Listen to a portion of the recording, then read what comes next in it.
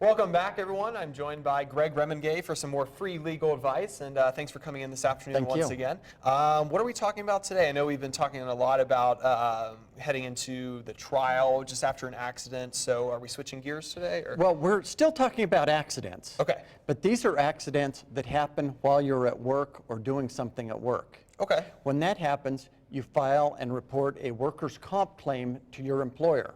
Okay. This is kind of tricky and quite expansive because anytime you're injured doing anything related to your job can be a workers' comp claim. Okay. If you're running to the bank to drop something off for your boss and you get in a car accident, you are doing a work-related job. Okay. So therefore, that's a workers' comp claim. Still falls under that. Okay. If you're at times traveling to work, if the boss is furnishing the transportation, right, that could be a workers' comp. Okay. So if you're engaged in a work-related activity, it could be a workers' comp case. Okay. First thing you do is report it to your boss as soon as you find out you have the injury. Right.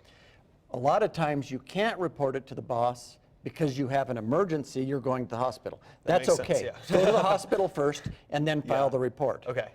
The employer then is required to provide you with a name of 3 different workers' comp doctors. Okay. You get to choose any one of those 3s. Okay. Unfortunately, what happens a lot in Grand Junction is the boss or the safety manager drives you to a specific doctor. Okay. Go And to so this the one, yeah.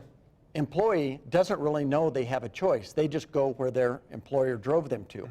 But you are supposed to be furnished in writing a document giving you the choice of the 3 doctors. Okay. You go to that doctor, and then that doctor is basically in charge of all your care. Sends you to the specialists, directs your treatment, reports back to the workers' comp carrier, reports whether you're unable to go to work, whether you have limitations, and they basically supervise the whole situation. Okay. So if you're not comfortable with your doctor that the employer drove you to, Right. make sure you get to one of the 3 doctors that you're comfortable with. A lot of times, if the employer drives you to a doctor, it's because they have some relationship with that doctor, and it appears that it's not a free doctor-patient relationship, that there's somebody else involved. So if that makes you comfortable, get a new doctor. Okay. So once you filed this, then the process starts of whether you're going to get lost pay, whether you're going to get what treatment.